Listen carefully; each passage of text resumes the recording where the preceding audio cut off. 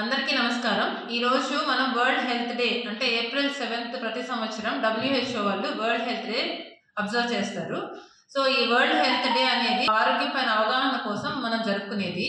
So పెద్దలు చెప్పినట్లు ఆరోగ్యం మహాభాగ్యం అని చెప్తారు. అలాగే సంతోషం సగం బలం అని చెప్తారు కదా. సో ఆరోగ్యం గురించి ఆరోగ్యం అంటే ఏంటి ప్రస్తుతం మనం తెలుసుకోవాలనుకుంటున్నాం. సైన్స్ ప్రకారము ఆరోగ్యం అంటే ఏంటంటే డెఫినేషన్ ఏంటంటే మానసికంగా శారీరకంగా బాగుంటాన్ని ఆరోగ్యం అంటారు. కానీ ఏ జబ్బు లేకపోతే ఆరోగ్యం అనరు.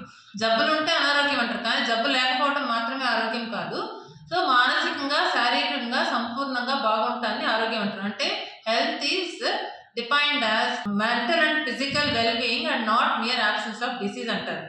సో కాబట్టి మానసికంగా శారీరకంగా ఆరోగ్యంగా ఉండాలి అంటే ఈ ఆరోగ్యం అనేది మనకి పుట్టుకతోనే కొంత జెనెటిక్ గా వస్తుంది. అట్లాగే ఈసారి క్యాప్షన్ ప్రకారము మనకి ఆరోగ్యవంతమైన బిడ్డలు పుడితే వాళ్ళ ఆరోగ్యం తర్వాత కూడా బాగుంటుంది అనే విధంగా so healthy beginning and hopeful future అనే క్యాప్షన్ తో ఈసారి వరల్డ్ హెల్త్ డే అవగాహన కార్యక్రమానికి ముందుకు వచ్చారు.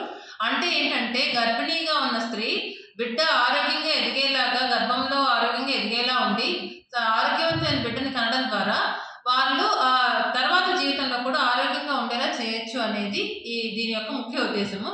కాబట్టి మానసిక శారీరక ఆరోగ్యం పట్ల అందరూ అవగాహనతో ఉండాలని కోరుకుంటున్నాను.